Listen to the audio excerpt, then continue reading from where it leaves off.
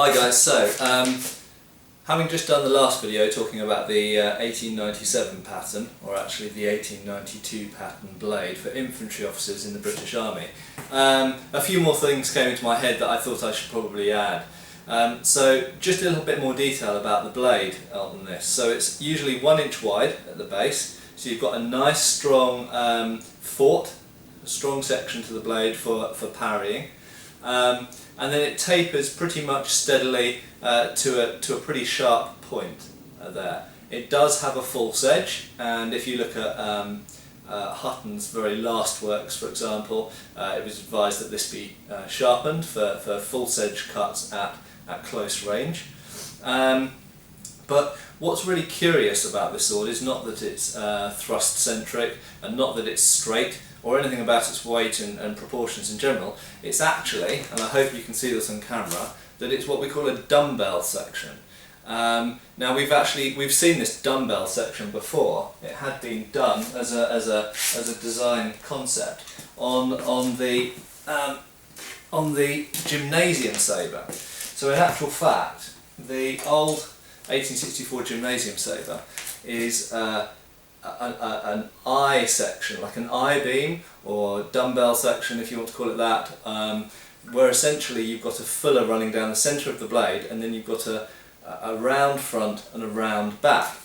Now what's interesting is that this was done on a service sword, so you can see why you do that on a gymnasium sabre, because clearly you want it to be safe, flexible and blunt, importantly. However, you think, well, for a sword for fighting, why would you want it to be blunt? Well, it's interesting because it's essentially a dumbbell section for the first half, and then it's a triangular section, a wedge, with the point of the triangle as the front edge, for the second half of the blade. So what you've essentially got is a parrying half to the blade, and then a cutty stabby part to the blade up here. Okay, so this is your killing portion, and this is your defending portion. So it's quite an unusual design. It wasn't totally new. That had been done previously on some Spanish swords that were coming out of Toledo.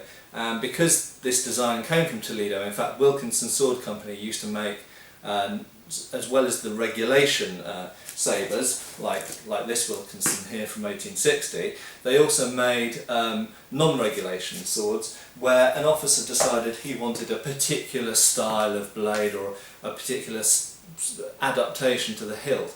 Generally speaking, army officers were limited in what choices they could have for the hilt, because that was seen as part of uniform regulations. But the blade, they could, within reason, do pretty much whatever they wanted. So you do get regulation hilts with great big sabre blades, or Indian tulwar blades, or double-edged broadsword claymore type blades. So anyway, going back to that point and how it connects to the 1897, in actual fact, the idea of a straight thrusting sword was not new. What I'm holding in my right hand is a custom-made Wilkinson officer's sword dating to 1855, and almost certainly carried by an officer who served in the Crimean War and the siege of Sevastopol, and it's a sword for the Coldstream Guards. And it has a type of blade on it that's known as a Percy blade. Okay, so it's this bottom one, and as you can see, the proportions are almost exactly the same as the one at the top, which is the 1892 blade. So many decades earlier, some officers had wanted dead straight thrusting blades. In actual fact, there's quite a lot of difference between these blades as well, because the Percy blade is actually double-edged. So it's sort of like a smallish rapier blade or a narrow broadsword blade. It doesn't have this curious feature of the 1892 blade, which is, you know, completely blunt for the first half and then sort of edged for the second half. That is more similar to the so-called Toledo style blade, but unfortunately I can't show you a Toledo style blade because I don't own one currently, but when I buy one then I will show you. And final comment I would say about the blade, thrusting blades and so on, is that some people went even further, and the French loved their thrusting swords in the fencing style, but often they were obliged to carry a sabre in war. However, sometimes they experimented with things which look like a sabre at the back end and like a giant small sword for the rest of the blade.